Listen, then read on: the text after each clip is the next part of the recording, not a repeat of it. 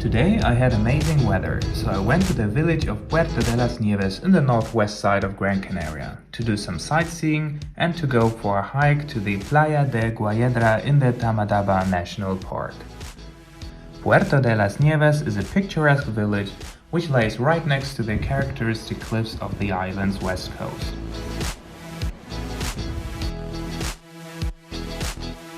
Besides an already beautiful beach, you can find some small and cozy streets and restaurants in this village, as well as an inconspicuous church. And apparently some futuristic looking housing units as well. Right at the main road of the village, you can find the entrance of the hiking road that leads through the national park to the beach. And yes, this time I did my research. I was not walking on paved streets, but on actual off-road hiking trails as it's supposed to be. I found a great place for a short break to snack on some oat cookies, but I also tried something more traditional, a so-called polvoron de almendra, which is a type of heavy, soft and very crumbly lard pastry. The main ingredients are lard, flour, sugar, milk and nuts. It is extremely delicious. After enjoying the view overseeing the village and the ocean, I officially started my hike. The path led me to the most beautiful landscape that I have witnessed during my stay on Gran Canaria. The weather was just perfect, the temperature was pleasant, and the trail was very comfortable to walk at.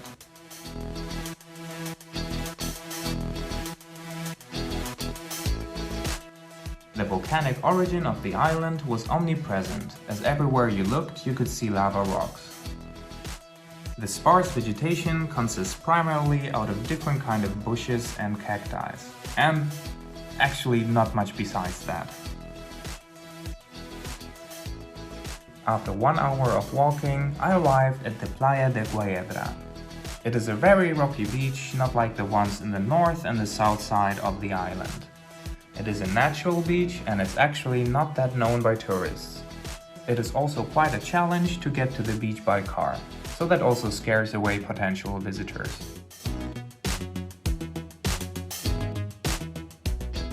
I spotted a so-called Sally Lightfoot crab.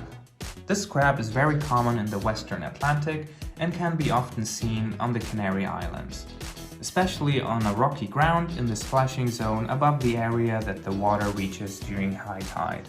If you go for a walk at the coast, you can be almost sure you will spot one.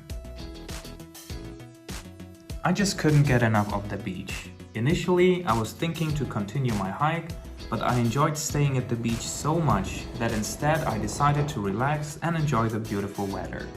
It was a perfect moment in the perfect scenery to pause for a while. As I found out later in my research, the Playa De Guayedra is actually a nudist beach.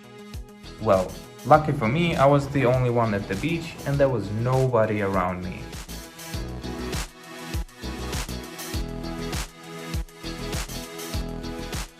At some point, I finally started my journey back to Puerto De Las Nieves. But suddenly, I think I got lost somewhere. I couldn't find the path back, so I had to fight my way through a bizarre landscape. However, I was finally able to find the way that I initially used before. Just in time for the golden hour, the time of the day before the sunset, where the sunlight appears softer and redder than when the sun is higher. Perfect conditions for some great shots.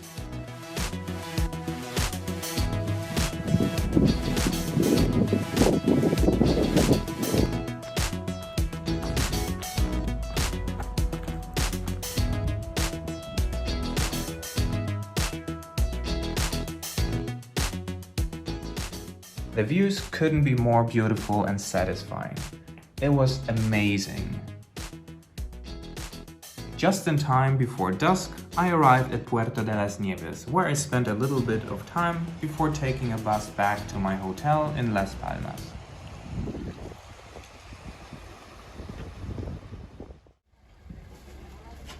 Unfortunately, the next morning was my last one on Gran Canaria. However, I was lucky to be just in time for the Belén de Arena, as every year at Christmas time on the Las Canteras beach, Artists from all over Europe work on sand sculptures.